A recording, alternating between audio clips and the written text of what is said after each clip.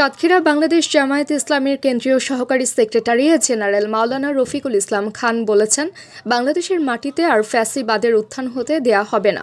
রবিবার বিকেল 4টায় সাতক্ষীরার শ্যামনগর উপজেলার নকিপুর সরকারি এইচসি পাইলট মডেল মাধ্যমিক বিদ্যালয়ে উপজেলা জামায়াতে ইসলামী আয়োজিত কর্মী সম্মেলনে প্রধান অতিথির বক্তব্যে তিনি এসব কথা বলেন। শ্যামনগর উপজেলা জামায়াতের আমির মাওলানা আব্দুর রহমানের সভাপতিত্বে সম্মেলনে বিশেষ অতিথির বক্তব্য রাখেন দলটির কেন্দ্রীয় নির্বাহী পরিষদ সদস্য অধ্যক্ষ মুহাম্মদ ইজ্জতুল্লাহ, কেন্দ্রীয় সাংগঠনিক সেক্রেটারি ও খুলনা অঞ্চল পরিচালক মুহাদ্দিস আব্দুল খালেক, কেন্দ্রীয় কর্ম পরিষদ সদস্য ডক্টর মাওলানা খলিলুর রহমান মাদানী, কেন্দ্রীয় শুরা সদস্য ও জেলা আমির উপাধ্যক্ষ শহীদুল ইসলাম মুকুল, সাবেক এমপি গাজী নজরুল ইসলাম সহ বিভিন্ন পর্যায়ের নেতৃবৃন্দ বক্তব্য রাখেন।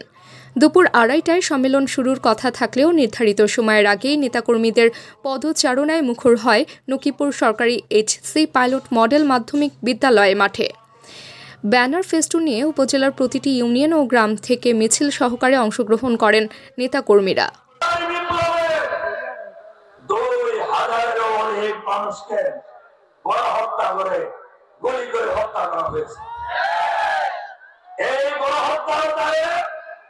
এদের মধ্যে শেখ হাসিনা সহ আওয়ামী লীগের মন্ত্রী, এমপি, সরকারের উচ্চ পদস্থ কিছু দলদাস, ভারতের তাবেদার